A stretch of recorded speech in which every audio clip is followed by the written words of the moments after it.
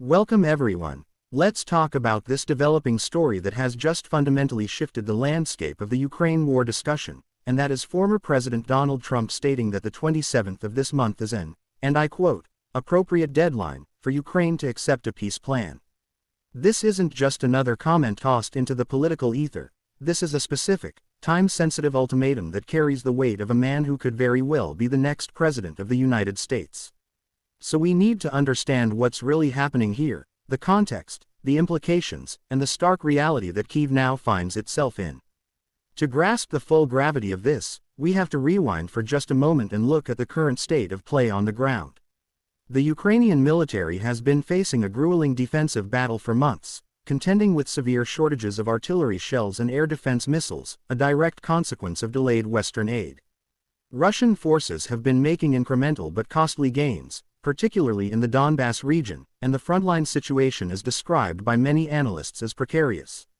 Into this context of Ukrainian vulnerability steps Donald Trump, who has long maintained that he could negotiate an end to this war within 24 hours if he were in office. This statement about the 27th deadline is the first tangible, albeit vague, manifestation of that claim, moving from a hypothetical boast to a specific political marker. Now, the first question that springs to mind is, why the 27th? What makes this date so significant? Well, it's crucial to understand that this isn't an official diplomatic deadline set by the State Department. This is a date being set by a presidential candidate. And the timing is deeply political. This statement lands in the midst of the Republican National Convention, a week where Trump is formally receiving his party's nomination and laying out his vision for a second term. By naming a deadline, he is making a powerful theatrical gesture to his base and to the world, demonstrating a posture of decisive action. He is framing himself not just as a candidate, but as a statesman already dictating the terms of peace. Furthermore, it creates a media event that will dominate headlines, forcing the Biden administration to respond and putting the issue of Ukraine aid and war fatigue squarely back in the center of public discourse. But the elephant in the room is, of course, what exactly is this peace plan that Ukraine is being urged to accept before this deadline? Trump has been characteristically light on public details, but we can infer its general contours from his past statements and from the alleged discussions he has had with European leaders. The plan almost certainly involves a freezing of the current front lines, meaning that Russia would be allowed to keep the significant portions of Ukrainian territory it has already occupied and illegally annexed. This would formalize the loss of Crimea, Donetsk, Luhansk, and other areas, a devastating concession for Ukraine. Secondly, it likely involves a commitment from Ukraine to neutrality, officially forswearing any future membership in NATO, which has been a central strategic goal for Putin since the beginning. There may also be elements related to the disarmament of Ukrainian forces or special status for the Russian language. For Ukraine, this isn't a peace plan. It's a terms of surrender that rewards the aggressor and fundamentally compromises their sovereignty and security architecture for decades to come. So the position this puts President Zelensky and the Ukrainian government in is nothing short of impossible.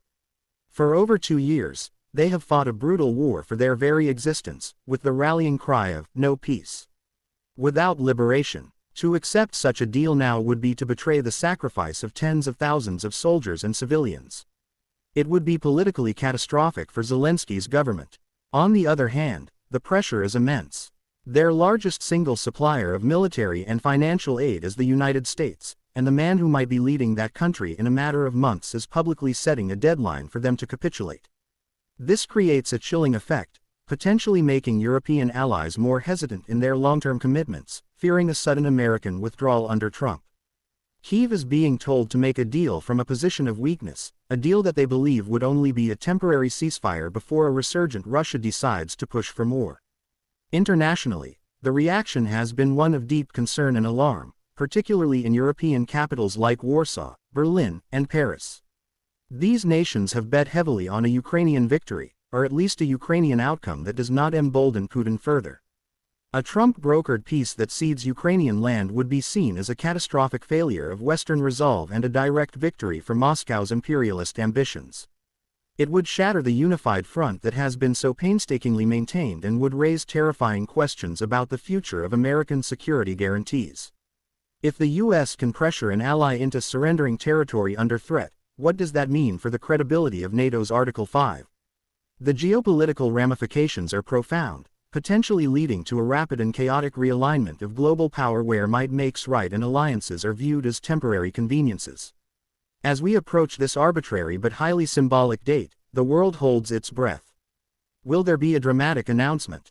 Probably not. It's more likely that this deadline passes without a formal Ukrainian acceptance, and the war grinds on. But the signal has been sent. Donald Trump has made it clear that his priority is not a Ukrainian victory, but a swift end to the conflict, largely on terms that would be favorable to Russia. This statement is a preview of a potential seismic shift in U.S. foreign policy. It tells us that under a Trump administration, the relationship with Ukraine would be transactional, not principled, and that the European security order built since the end of the Cold War could be up for negotiation. The 27th of May just be a date on a calendar, but the statement surrounding it represents a fundamental challenge to the entire international approach to the war, placing Ukraine in an agonizing position and forcing the world to confront what a new American foreign policy might truly look like.